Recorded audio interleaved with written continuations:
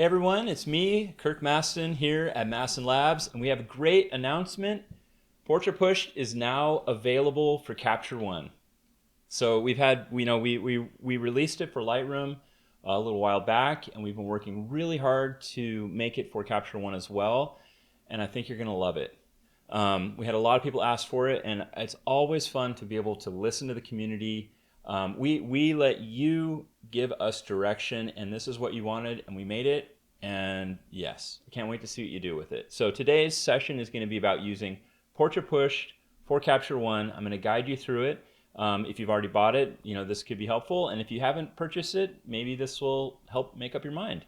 But before we get started, I wanted to give a few shout outs to people that are watching, give people a chance to get in the room, say hi, and all that good stuff. We have people watching from all over the world. Before Americans were not allowed to travel anywhere, which hopefully gets lifted at some point because it'd be so nice to go on a vacation. We used to go to Europe a lot, and we have a lot of friends there. We went to various conferences there. It was so nice to meet everybody. I met people from Belgium, France, Germany, Denmark, Sweden, like all over, and I would love to see you guys again one day. But I know how popular Capture One is, especially in Europe, and we had a lot of requests to make all of our presets into styles, and I just want to know how you guys are using them and what you think of them. So give me a shout out. Let me know where you're calling to us from or watching from. All right, we've got some people from not Europe. We've got Fazli Zabiula. He's from Seattle. Hey, you're in our neighborhood. Thanks for joining us. Got Celeste Titus, Jeremy Diao, Alicia McIntyre, David Stunner from France. Welcome. Bonjour.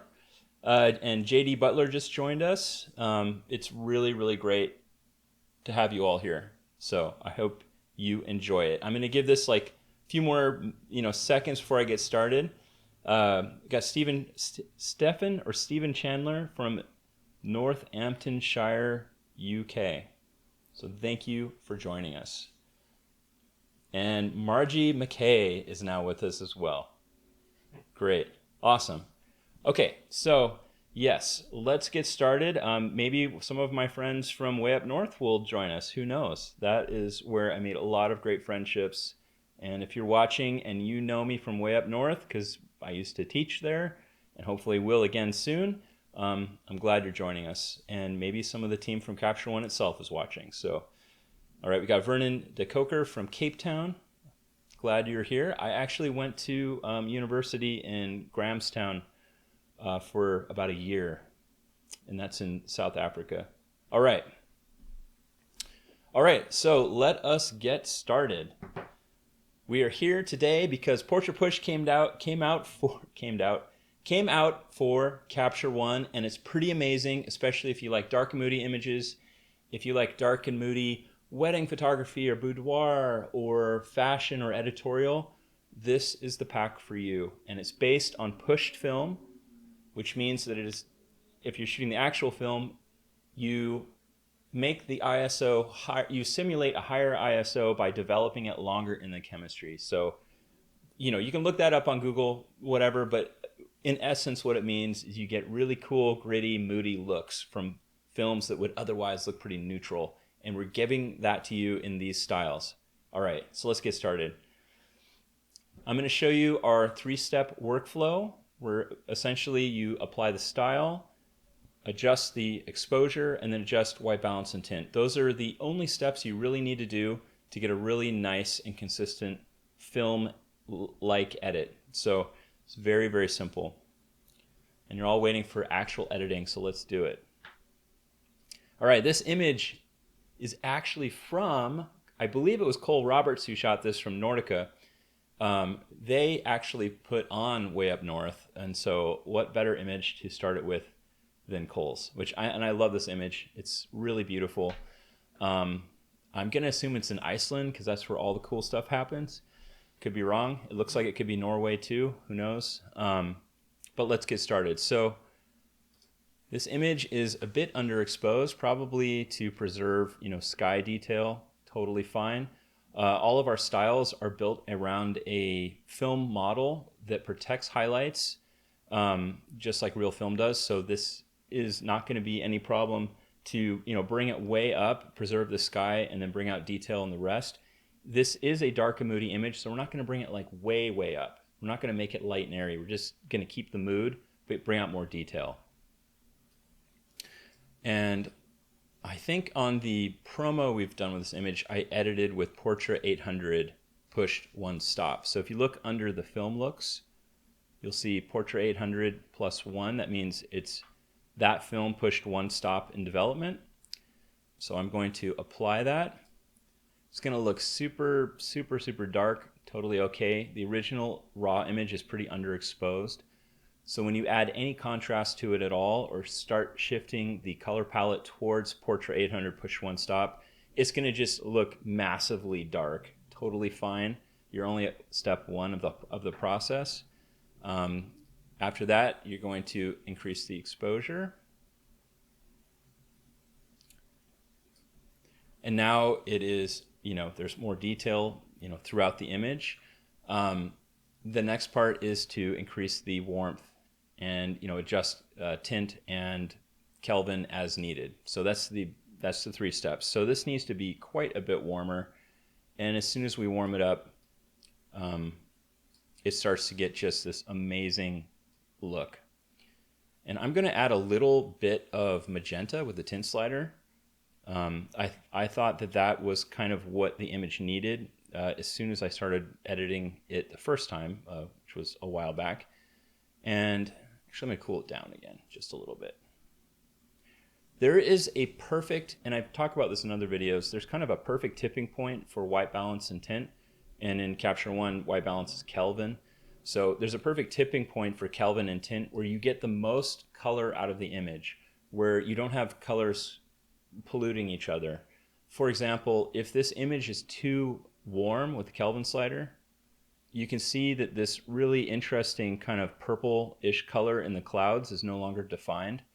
And just by pulling this back, you can get actually even more, kind of like more detail in the clouds by letting the colors express themselves without there being like a global shift that's way too warm. But I digress. This has nothing to do with the Portra launch. It's just a little bit of inside information because I geek out on this stuff. So there's your basic edit. So here is before and after. And it's pretty awesome. I mean, it preserves the look of the original mood of the image, but you've got this beautiful detail. The colors are rich and vibrant. It's very moody, but it's also just really stunning. And it's a really good match for this type of image. This pack is like a really good match for this type of image.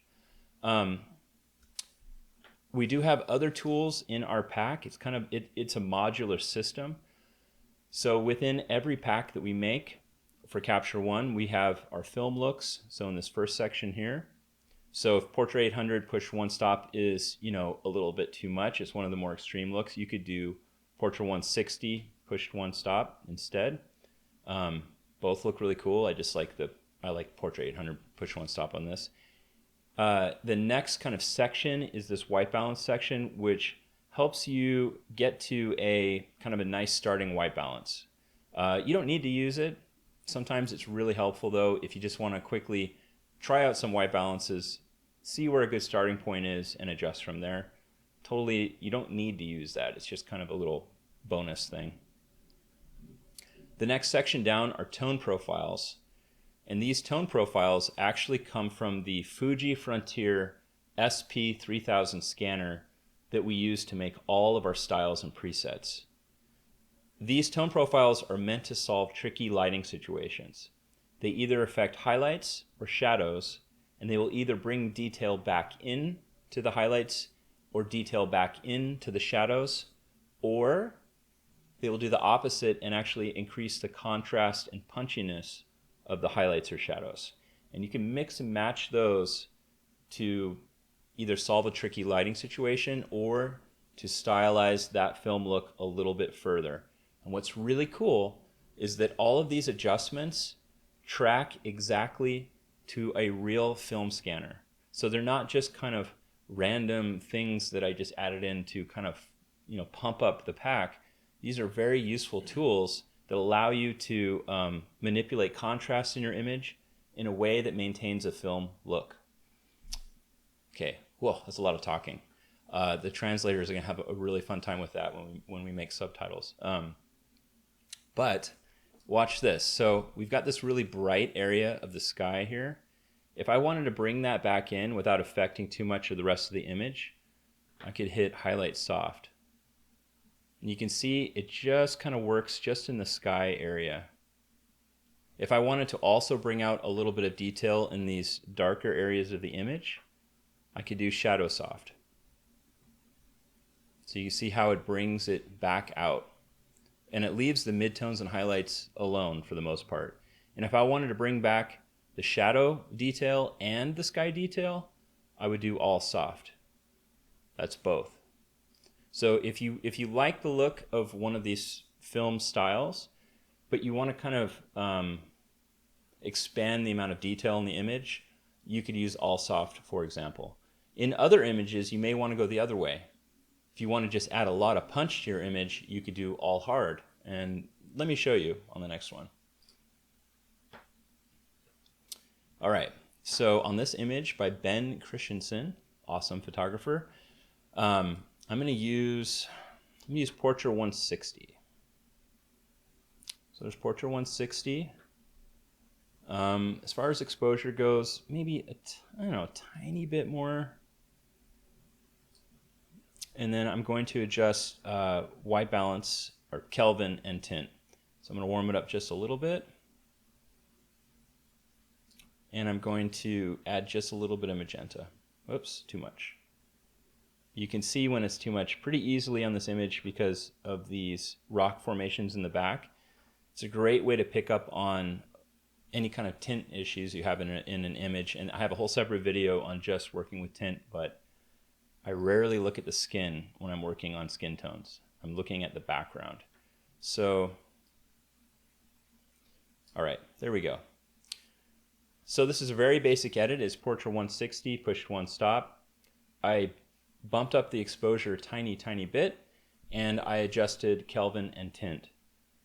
So if I wanted this image to have even more of kind of a fashion, editorial, kind of punchy look, instead of doing all soft, which would, as you can see, kind of bring out detail in the shadows, I could go the other direction and do all hard. What's cool about that is that it really draws attention to this upper mid-tone highlight area on her face by punching up the blacks and bringing up the whites in the image, really making the darker colors darker and the lighter colors lighter. It changes the contrast of the image without destroying the film look.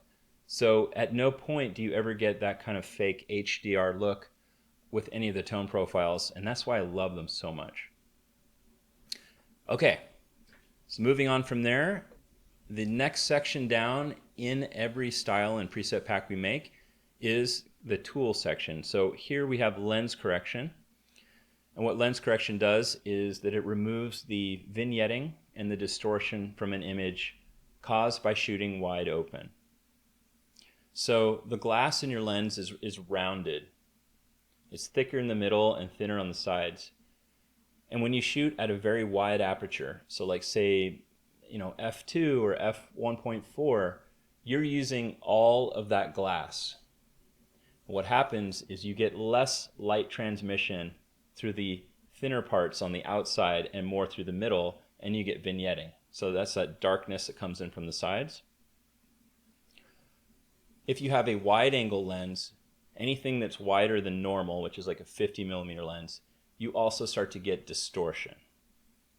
And it can get pretty extreme when you're shooting wide open with a wide lens. You get a lot of distortion, a lot of vignetting. The lens correction section just corrects all of that out of the image. So if I hover over it, you can see the image kind of flattens a little bit. So the distortion goes away and the vignetting goes away. So it's just very useful tool if you want to even everything out. And the reason the reason I added this tool so many years ago is that I was shooting mostly medium format film, and to get that same like super flat, but in a good way, look that I got from medium format, I needed to even out the lighting and the distortion in my digital images. And so this tool was born, and I think it's very useful. And then the last section is grain, and Capture One does an amazing job at grain. I love you guys, Capture One guys and girls. I love you all because you took the time to give real grain like patterns in your program. It's not just like generic grain, which Lightroom has. It's like grain with different shapes and different like patterns that mimic real grain.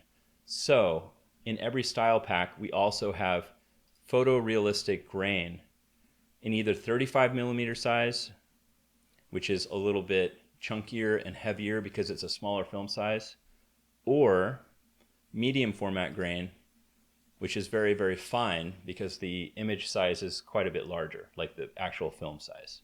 So that is kind of the overview of what every pack contains. And it's just a really fast and efficient system for getting a consistent film look quickly with a lot of images without having to do any hand editing or very little hand editing.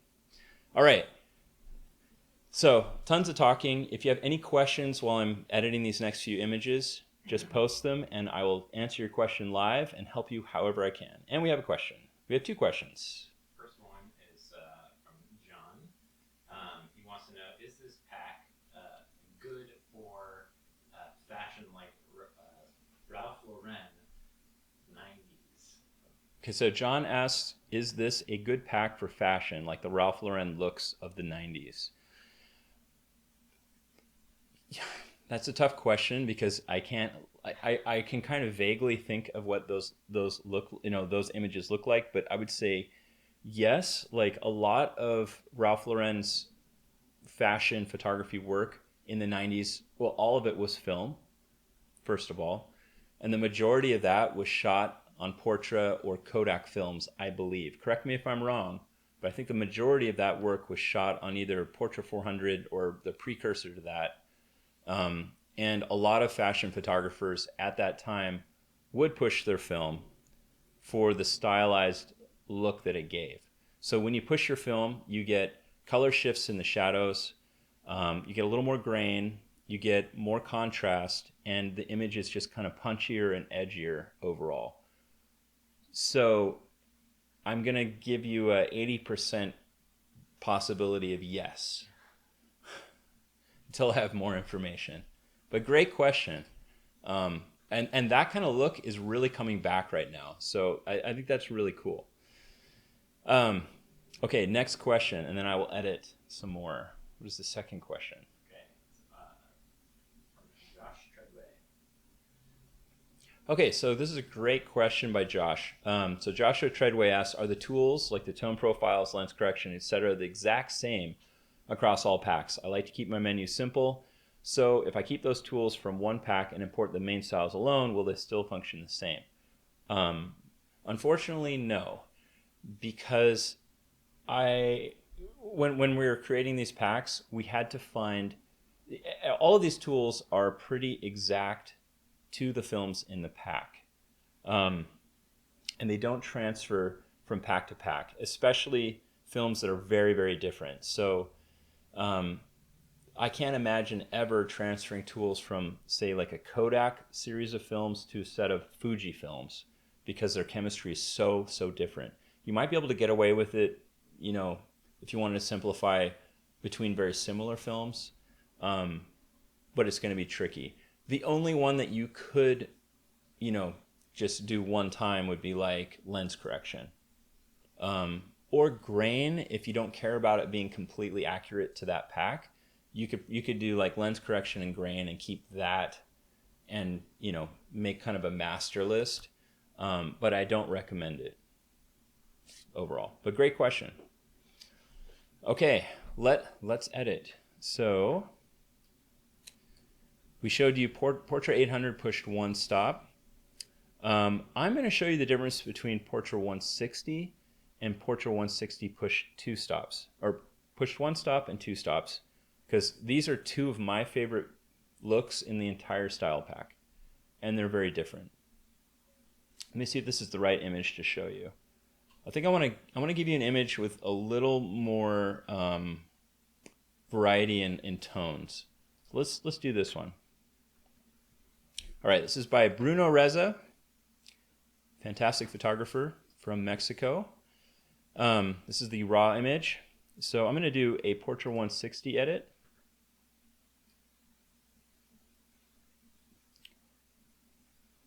I'm going to just bring this up till feels right.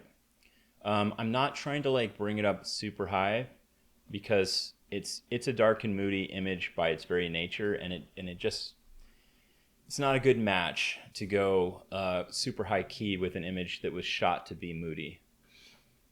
So I increase the exposure. I'm going to warm it up just a little bit, and I see a little bit of green in her skin. I mean, not much, but just a little bit right here. So I'm going to increase the magenta just a tiny bit. Okay, there we go. So very basic edit. This is Portra 160, pushed 1 stop. Now, when I go to Portra 160 push 2 stops, what I think is so cool about this look is that it increases kind of this red tone in the shadows, and it's just a little bit punchier, a little bit more saturated, contrasty, but it's this kind of red tone in the shadows, which is so cool. Let me show you one more example of this. Let's do this image. So here is Portra 160. The exposure is pretty good. I'm going to warm it up just a little bit. That's too far. Right about here. And I'm going to go just a little bit towards magenta. Right about there. Okay. Here's another kind of basic edit with Portra 160, pushed 1 stop. And by the way, I mean, it looks really flippin' good for only having done 3 adjustments. Let's see, exposure. Yeah, 3. So, that's how easy it is. But we're going to compare that to Portra 160 push 2 stops. So watch in the kind of this area here, and watch in the curve of her back, this little shadow area, and watch what happens when we go to 160 pushed 2 stops. Do you see how it adds kind of that really, I don't know, just, man, it is just like the moodiest thing. It's wonderful. It's like this rich warmth. So, and then you go back to 160 push 1 stop, and it looks like the cleanest palette in the world. And then you go to 160 push 2 stops, and you start to get that kind of brownish, reddish, mid-tone and shadow area coloration that you would get from actual Portra 160 push 2 stops. And I love it. It's really, really cool. I think I'm just going to say it's my favorite look out of the whole pack, bar none. Out of Portra Pushed, I use Portra 160 push 2 stops 75% of the time. It just looks so good. Okay. Let's do a few more. And if you have any questions, again, okay, we have a question. Yes, I'm going to say don't hesitate to ask. But I love questions. Okay, Vernon de Coker. You're the one from South Africa, right? Yes. Okay. So if the film look makes the image too contrasty, how do I knock the contrast down? Fantastic question. So a lot of people's natural reaction is with any style is to apply it and then go to the contrast slider and then just adjust that. And you'll notice that at no point in any of the videos that I've ever made, and we're at, I don't know, 100 videos maybe, have I ever touched the contrast slider. Ever. Because the tone profiles that I showed earlier are a way for you to adjust contrast in a way that doesn't destroy the look of the film. It stays true to the film. If you want it to look like the film that it was built from, don't touch the contrast slider and just use the tone profiles. And I promise you, you can get the look you want within that film that's still true to the film. If it's still too contrasty, then it's just not the right film. For example, if any of the Portra Pushed looks are too contrasty and you still want it to look like the actual film, and even after you've used the tone profiles, I would suggest using the Portra Original pack. So that's the same films, but not pushed, because pushing film adds contrast. But I'll show you what I mean. Let's do this one. All right. Let's do Portra 400 push one stop. Okay. Very contrasty. Definitely needs an exposure increase here. So I'm going to try to get my, kind of midtones, I don't know, darker color or darker tones to midtones. I'm going to try to push those up with exposure. Keeping my eye on the highlights here. I don't want those to like get crazy, but I think we can go up pretty high. I'm going to warm it up.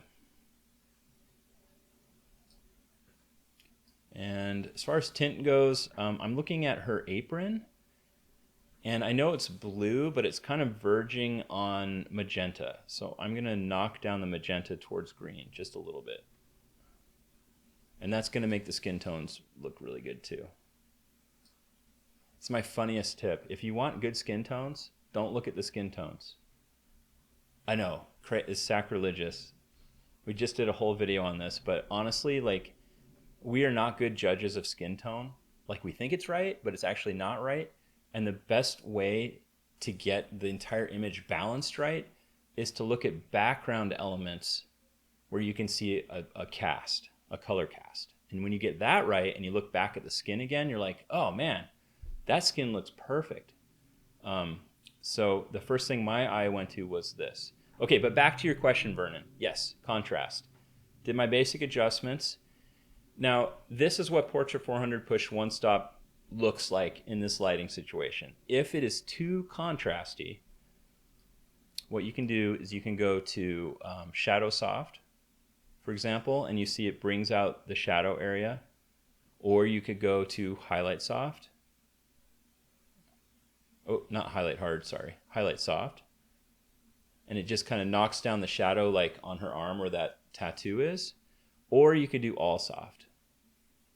So All Soft would be what the image would look like on a Fuji Frontier scanner. I mean, literally, with scanning this film and then applying a button that literally says All Soft on it, that's on the scanner. It's like in this menu. And it would bring out detail in the shadow and also bring in detail in the highlights. And that's how you would control contrast but maintain the look of Portra 400 pushed one stop. So that is kind of the limit of this film in this lighting situation. If this is still too contrasty for you, yes, you could go up to contrast and just knock it down, but it will no longer really look like film. I mean, if you don't care and your client doesn't care, then who cares? But that is kind of your last resort, in my opinion, before actually switching to, say, Portra Original and using Portra 400 and just like starting a new edit with a film that isn't so contrasty to begin with. I hope that answers your question. And here is the before and after. It looks really good. It's funny, so when people talk about like a film look, there are different ways of scanning film that really affect the look. So a very popular look in film is to have this very like muted, like nothing is shadow, nothing is highlight. It's very flat. And that comes from a drum scan or home scanner most of the time. I prefer the look of a Fuji Frontier scanner because I think it gives you the most three-dimensional, neutral, beautiful colors and shadows where you can really see the personality of the film itself, and it's consistent. And so those are kind of like the two different ways that film was treated. Especially, I would say, for editorial work, or for since the beginning of time, the punchier, or not the punchier look, but the more true to color look of the Fuji Frontier scanner, and sometimes the Noritsu scanner, which we don't emulate, that has been the primary look that a lot of editors like. And it was only recently, when a lot of people are shooting with like Mamiya 7s and stuff. I mean, you totally know what I'm talking about. The whole Mamiya 7 fine art movement, landscapes, whatever. Those are usually scanned on drum scanners. And that look is very flat. But anyway, it's a total aside. There's going to be like two people with Mamiyas going like, yeah, I totally understand what you're saying. But anyway, let us move on, shall we? So Portra 400, out of this pack, I really like because it's very neutral. I just want to say it doesn't have any of those color shifts in the shadows like Portra 160. That's because Portra 400 is a much newer emulsion. It's a much newer film, and somehow Kodak kind of solved for pushing. So they made the formulation in a way where it doesn't really shift very much when you push it, which is cool. If you want a push look without the kind of the funky changes in the shadows, Portra 400, that's the way to go. I mean, here's Portra 160 push 2 stops, and you can see it kind of dumps all this red into the shadows. We don't have that with Portra 400. All right, moving on. Let's see here. One thing I want to point out too, if you look at all of the images that I have, all of these images on the side, here they are. One thing that they all have in common is that they were shot in an environment or a lighting situation that is dark and moody. So the making of a dark and moody photo begins at the time you shoot it. It's not made in the darkroom, it's not made in Lightroom, it's not made in Capture One. Yes, those steps are really important, but the moment that you decide what to shoot and how to shoot it, how your model is dressed, what the lighting pattern is, how much light there is, what the color of the light is, all of those things are what really set the foundation for a dark and moody feeling. Portra Pushed is kind of the finishing touch. It amplifies those feelings. It plays into those lighting situations and the overall look of the picture before you even edit, and gives you that perfect dark and moody look that you want that still is true to film. So if you look at all of these images, they all definitely have something in common. In fact, this is the only one that doesn't.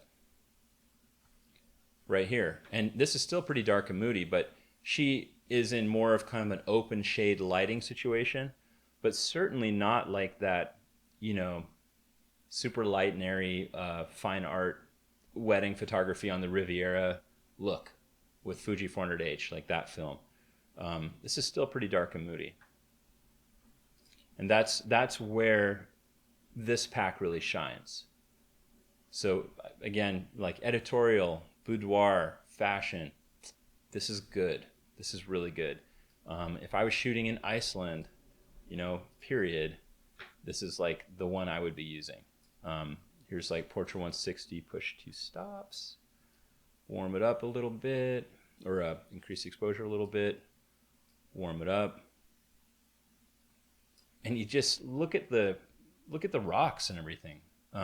This needs all soft. There we go. And a little bit of magenta. Now we're talking.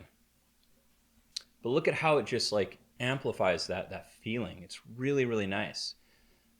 This image would look completely different if I tried to use something like Fuji 400H on it and tried to mix a light and airy film with a dark and moody setting. You would get kind of like mediocre nothing. Like it would just be like not anything in particular. But when you match the right film stock to the right mood and the right lighting situation, you have magic. And that is what this pack is for. It's for that dark and moody, introspective type of photography. All right. Do we have any more questions from our audience? We do not. Okay. So I hope that you really enjoyed this, this presentation. There's a lot more that I could talk about. We've got a ton of videos that cover everything from getting perfect skin tones to dealing with, weird perspectives in photos. Just anything you can think of. How to use just the tint slider, because we want to help you succeed as a photographer. I know how hard it is to be an artist, a working artist. It was very hard. And my entire goal with Mastin Labs is to help you along your journey without having to learn as many of the painful lessons that I had to learn. And I love teaching. So I'm glad that you tuned in. I hope this was very helpful. And we want to make it as easy as possible for you. So on that note, we also have a Facebook community, a Mastin Labs Facebook community. And we are here to help you. The entire community, we're over 50,000 people. It is a place where there are no bad questions. And it doesn't even matter if you own anything that we make. It does not matter. We want to help you. You can also drop in images in that group through like a Dropbox link, and you'll have either someone from the Mastin team or one of our many amazing community members. They will edit it for you with any preset or style that you want. So you can see if Mastin Labs is the right solution for what you want to have in your photography. It's really cool. If you're watching this on YouTube, please be sure to hit the like and subscribe and the bell and all the buttons. Push all the buttons so you don't miss anything. And if you have any further questions that you want to direct to us personally at Mastin Labs, you can reach us directly through m.me/Mastin Labs. Is it m? Yeah. m.me/Mastin Labs. That's the one. I don't know why I spaced it on that one, but yes, and we love answering your questions. So until next time, I hope you have a great day and happy editing.